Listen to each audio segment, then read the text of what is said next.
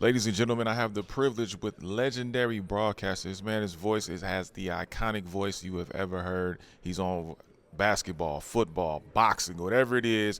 I'm sure you've heard this man's voice. He's the one and only, the legendary Jim Gray. What's going on? All good. How are you? Hey, I'm doing great. It's a great time to be out.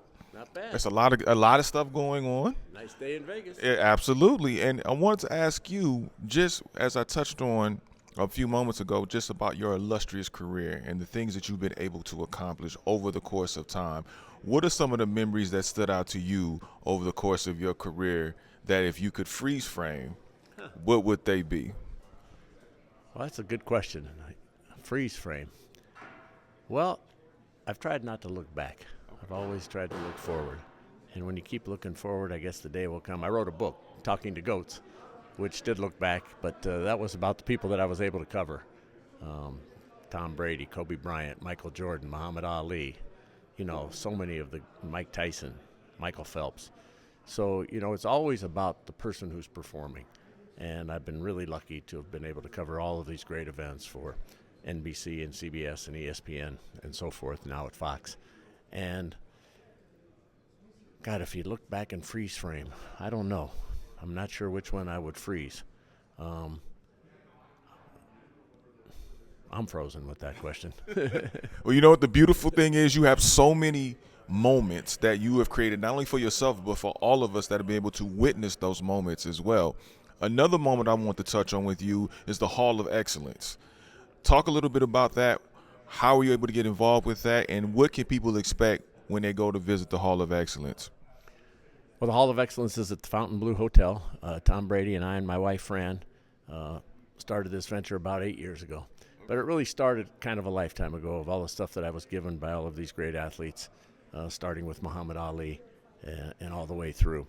And Tom broke so many records, and after breaking one of his records, we do a show together called Let's Go. We've been on the radio together for 12 or 15 years now. It's racking up the years. And he broke a record, and I said, what do you do with all of this stuff? And he says, I've got it in a warehouse and in storage, and some's in my house. I said, well, I have all this stuff, as you know. He said, we ought to do a museum. And he said, that's a good idea. And I said, Tom, let's name it the Hall of Excellence. And I got the name Hall of Excellence. I used to spend a lot of time, and one of my mentors and best friends in life was Al Davis. And Al said commitment to excellence. And so we'd go to dinner, and he always wanted to build a Raiders Hall of Fame museum. And he never got around to it in his life. But one night we were at dinner. I said, you said commitment to excellence. Your museum should be the Hall of Excellence. He said, Jimmy, that's a brilliant idea. I'm going to do that. Well, unfortunately, he didn't get around to it. Perhaps Mark, his son, who owns the Raiders now, Mark Davis, will do it.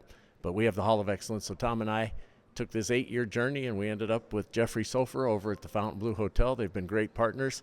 We opened up about a month ago.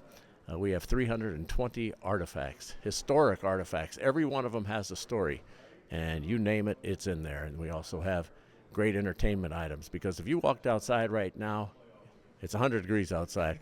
You're going to see 30 people right now dressed as Elvis Presley, and all 30 are going to have 10 people want to take a picture with him.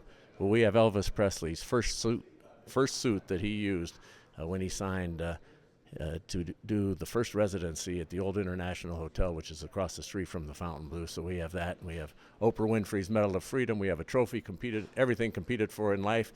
You're a Big Ten guy. So we have Charles Woodson's Heisman Trophy. We have Tom's 7 Super Bowl rings and his Orange Bowl rings. So we have 8 rings. So if you name it, that trophy is in the Hall of Excellence, with the exception of the Stanley Cup, because there's only one. Now, I was going to ask you, besides the Stanley Cup, what else is missing? Because it seems like you guys just got a collection of artifacts and put it in there. Is there anything that you all still want to put in that Hall of Excellence that hasn't been in there yet? Well, there's a lot of people who've had astonishing achievements, and we feel we have a great selection, and we've had great partnerships. Tom and I own a lot of the items that are in there, but we've had great athletes loan us stuff to display. So we're very fortunate. Private collectors have come forward. And we also work very closely and have arrangements with the Pro Football Hall of Fame, the Naismith Memorial Basketball Hall of Fame, the Tennis Hall of Fame, the USGA, and the World Golf Museum and Hall of Fame, and Graceland. Right, to top it all off. You talked about Tom. One more. I don't want to forget the great Mauricio Suleiman and the World Boxing Council. Yes. Can't forget those. You talked about Tom Brady earlier, and you guys do a show together. You guys have done a show together. Now he's getting to the broadcast booth, obviously doing it, calling the NFL. Have you given him any tips? You being the veteran that you are, have you given him any tips? And what have you seen out of him that you say, okay, this is a job that Tom could do? The more he does it, obviously, the better he's going to get. Well, he knows more football than anybody on the planet, and he's the only person on the planet to win 7 Super Bowls as a quarterback. So he has all of the knowledge. So he's getting much better with the mechanics and the technical aspects of television, telling stories in 12 seconds at a time. So, yeah, I've tried to help him, and he's very coachable. He wants to be better. He works really, really hard at it, and he's doing a great job. I think his first year was excellent, and I think he's going to continue to get better and better because his work ethic is like nobody else's on the planet, and his ability to improve and his wanting to improve is what sets him apart. And so, all of us benefit. If we could hear Muhammad Ali every week, I always said this about our show. We have Michael Jordan coming on every week. That's Tom Brady, okay? He's talking every week for whatever it was, however long we were on, at halftime and the pregame, and now with the half hour and the hour show of Let's Go on Sirius XM. So, you get to hear him for 3 hours, and there's so many nuggets. Imagine if we could have done that with Ali and Jordan, and now we'll have a chance with Jordan on NBC as the NBC has announced that he's going to return for their NBA coverage, so I'm looking forward to that. But just imagine if we had Babe Ruth and people like this, and that's what you have with Tom. So, the country should just enjoy it, take in the information, take in the entertainment, and perhaps be inspired. Now, we go from one great to another with Kobe Bryant, and we know you have had countless interactions with Kobe at the time, interviewed, conversations. What is it about his legacy that stands out so much, not just to you, but to others across the world and his impact? Well, Kobe was truly one of one. In a world where there are one of many, he stood out. I was lucky to have known him basically since birth, all the way through the tragic end of his life. Miss him every day, think about him. He's very well represented in the Hall of Excellence. He's very close and dear to me and Fran. My wife did his first commercial ever for Sprite and the Coca-Cola Company back when he was a rookie. So Kobe just was myopic. Kobe wanted to be the best, and he wanted to improve every day, and he wanted to be better tomorrow than he was yesterday. And I'll never forget an interview that we did on the court after he lost. And he said, next season starts this moment, and I will work myself to exhaustion to get back to where I want to be. Well, that kind of just says it all. And he was an amazing man, and, tragic that he and Gigi and the others in the helicopter lost their lives, and, still feel for Vanessa and the girls and Pam, his mom, and so forth. It's been several years already, but his legend still grows. Does it bother you? Because I know it bothers me sometimes. We have these conversations about Jordan and LeBron, and they just constantly skip over Kobe as if Kobe never did anything. And when you bring up Kobe, it's like so many people want to tarnish his legacy, so to speak, because they weren't doing that while he was alive. But now all of a sudden it seems like in the last few months we get people not talking about his legacy as much as they should, because he contributed so much to the game of basketball. Does that bother you? Do you continue to just put his name out there and keep his legacy alive as far as, just showcasing his accomplishments and things of that nature? I'm rarely bothered by anything that anybody says, because there's so many people talking about so many things, and I genuinely have respect for other people's opinion. If it comes from a place of knowledge, then it's an opinion, and you can take that opinion if you feel you like it. Tom Brokaw told me this a long time ago. People don't want news anymore. They want reaffirmation of their beliefs.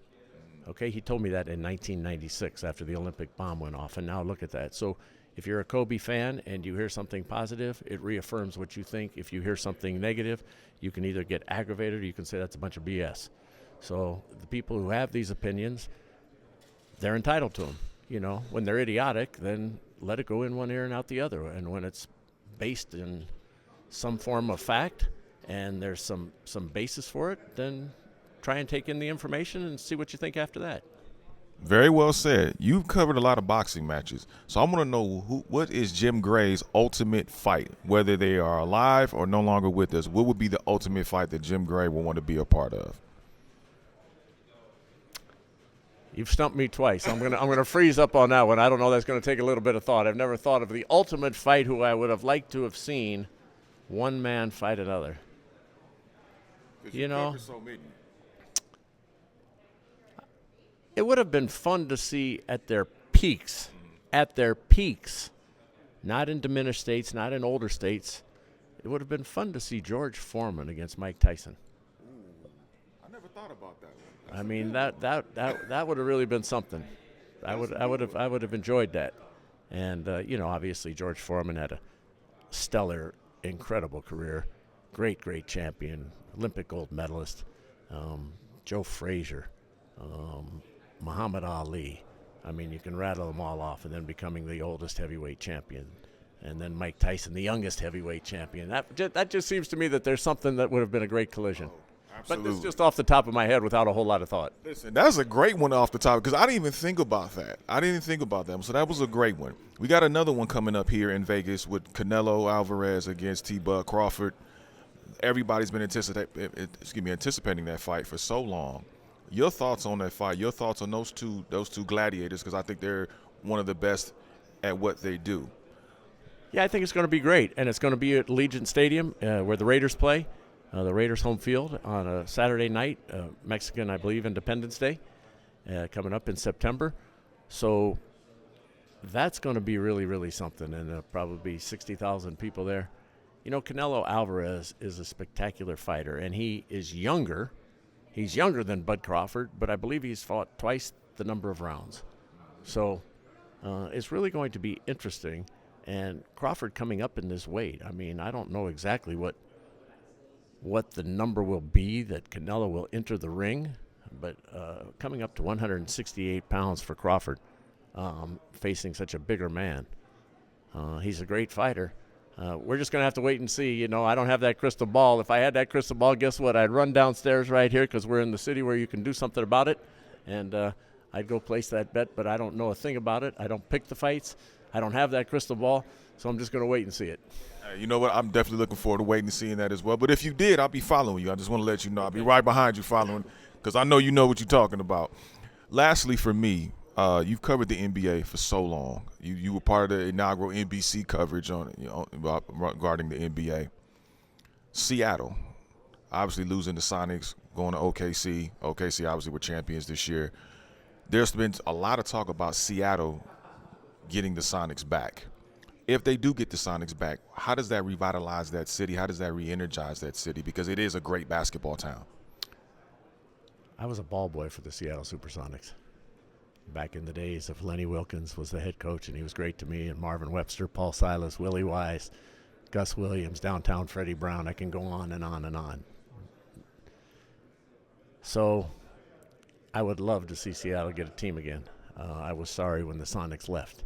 I don't know or understand all the particulars with the arena and the Coliseum and the ownership at that time and what caused them to ultimately move to Oklahoma City where they've had tremendous success. But I would love to see what I would love to see, but I don't have a vote, and I'm not on the NBA Board of Governors, and I don't have to split up all that television money, and I don't have to think about is there enough of a talent pool or what players I might be losing.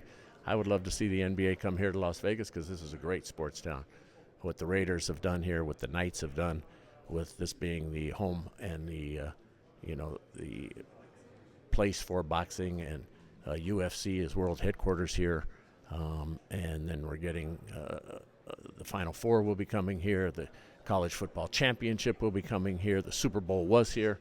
So I'd like to see Seattle get the team restored, either a team that moves or an expansion franchise, and Las Vegas as well. I think that would be great. If the NBA and the Board of Governors and the commissioner, Adam Silver, who's an incredible commissioner, does a great job, if they feel that there is enough talent and that they can figure out the finances of all of us.